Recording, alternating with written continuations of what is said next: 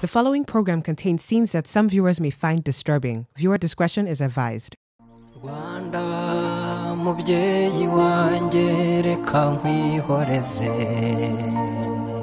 Hey guys, Lamide here, still in Rwanda, and today we're actually in Kigali, the capital, and outside of the Kigali Genocide Memorial, and we're going to take a tour today. The country is about to celebrate 20 years after genocide, where almost about 1 million Rwandans were killed in ethnic violence. So today we're going to go ahead and see what the memories were and how they left this sad, tragic history behind. So let's go ahead and take a look. The place we are going to visit is Kigali Genocide Memorial, which is one of the genocide memorials that we have around the country. So this is the main one. It has been here since 1999 and officially opened in 2004. It's when in Rwanda we were commemorating the 10th anniversary of genocide against Tutsi. We can provide you the audio guide tour service. This machine will be helping you to get information. You'll be pressing the number and listen to the narration.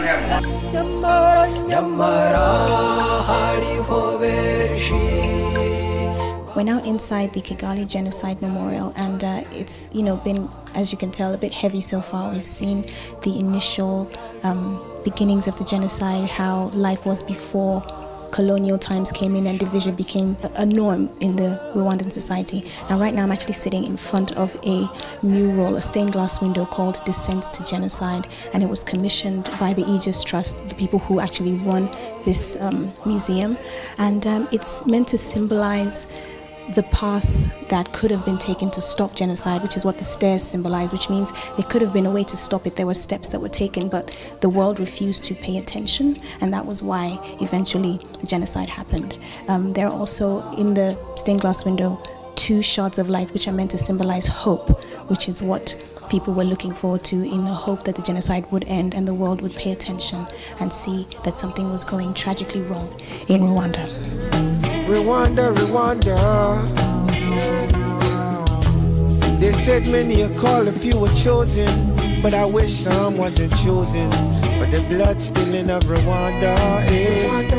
We're still inside the Kigali Genocide Memorial, and right now I'm sitting in the exhibition room surrounded by thousands and thousands of photographs. Now these photographs are of people who died in the genocide, and they were donated by their family members as a way of preserving the memories of those who they loved and they lost tragically in the genocide 20 years ago.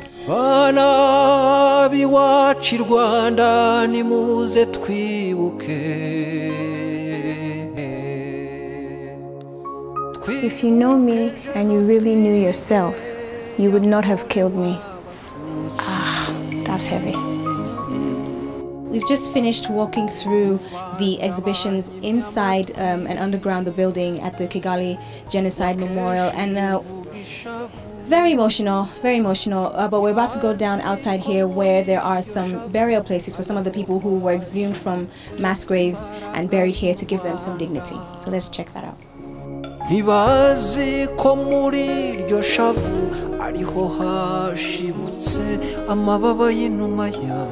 people from one family.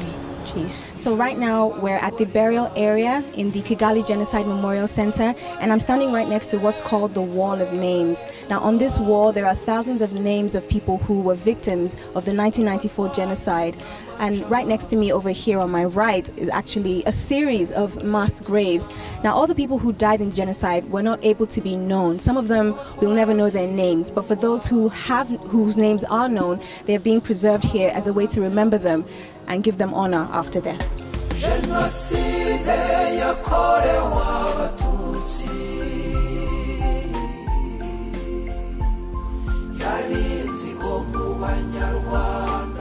We've rounded up our tour of the Kigali Genocide Memorial Center, taking a look at how life was before, during and after genocide. It's just been a very emotional kind of day, and there's something that I saw inside that struck me as very important. And for the Rwandan people, as impossible as it is to forget, it is also very painful to remember. But luckily they're looking forward, and 20 years after the genocide, there definitely is a ray of hope. And more than that, a lot of development and wonderful things going on in this country. And that is something to hold on to, that despite the tragedy that happened, they're not holding on to it with bitterness, but they're looking forward with hope. Wumva ko wigunze wikwiheba yo kwimana yikuruzi wikwiheba yo cause now we will be celebrating celebration cause now we will be celebrating. There's so many stories across the continent, guys, and we can't tell all of them by ourselves. So if you have a lovely story that you'd like to share, remember that you can send an email to elreports@ebonylifetv.com and we will very gladly share your story with the rest of the continent. For now, though, let's go on a quick break.